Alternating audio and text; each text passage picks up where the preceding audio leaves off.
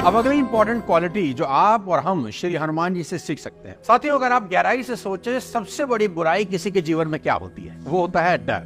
लालच, ईर्ष्या, नफरत जैसी बुराइयां भी इतनी बुरी नहीं है जितना डरपोक होना। कहते हैं ना, जो डर गया समझो मर गया। डरपोक आदमी कुछ नहीं कर सकता जिंदगी के अंदर। इसमें कोई दो राय नहीं कि डर हमारे अंदर की सारी शक्तियों को कुचल देता है, हमारे गुणों को कुचलकर नष्ट कर देता है। लेकिन श्री हनुमान जी को देखें, डर से उनका दूर दूर तक कोई नाता ही नहीं।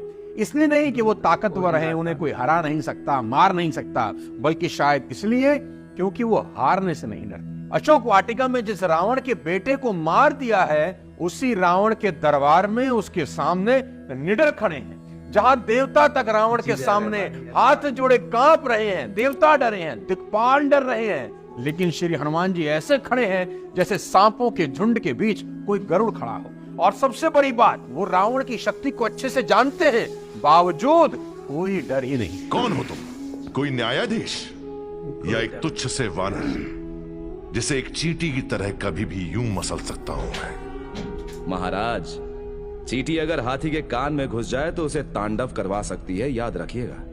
जरूरी नहीं जो जैसा दिखता है वैसा ही हो। देखो, कोई बच्चा अगर खेल खेल में सांप पकड़ ले या खेल खेल में शेर के मुंह में हाथ डाल दे तो ये कोई बहादुरी नहीं है, क्योंकि वो जानता ही नहीं कि कर क्या रहा है। लेकिन अगर कोई शेर की ताकत जानते हुए उसके मुंह में हाथ डाल दे तो बात ही कुछ और है।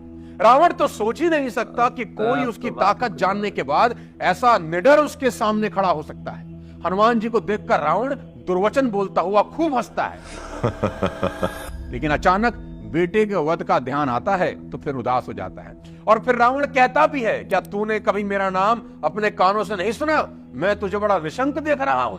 साथियों, यह निशंकता ही श्री हनुमान जी की समस्त शक्तियों का केंद्र है। वो किसी से डरते ही नहीं। क्यों? क्योंकि उनके मन में जरा सा भी डाउट नहीं। याद रखना, डाउट ही डर पैदा करता है। नील आर्मस्ट्रांग चांद पर चले गए बिना डरे, क्योंकि उनको कोई डाउट नहीं था। सर एडमंड हिलेरी एवरेस्ट की चोटी पर पहुंच गए बिना किसी डर के, क्योंकि मन में किसी तरह का डाउट नहीं था। हनुमान जी यहां हम सबको यही सिखा रहे हैं, जो खुद को जीत लेता है वो डर को भी जीत लेता है। और कहते हैं ना, डर के आगे जीत है।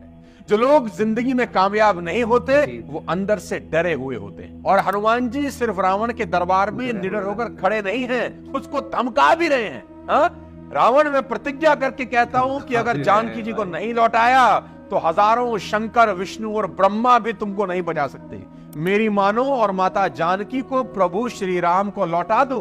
राम जी शरणागतों के रक्षक और दया के समुद्र हैं। शरण में जाने पर प्रभु तुम्हारा अपराध भूलकर तुम्हें अपनी शरण में रख ले।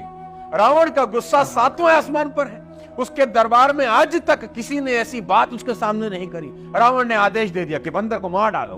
मृत्यु निकट आई खल तू ही, देख तेरे निकट मृत्यु खड़ी है। काल की अधिशास्त्री शक्ति मृत्यु को रावण ने हनुमान जी के बगल में खड़ा कर दिया। हनुमान जी मुस्कुराते रहे। रावण बोला, हंसता क्यों है? तुझे डर नहीं लगता? मौत तेरे बगल में खड़ी है।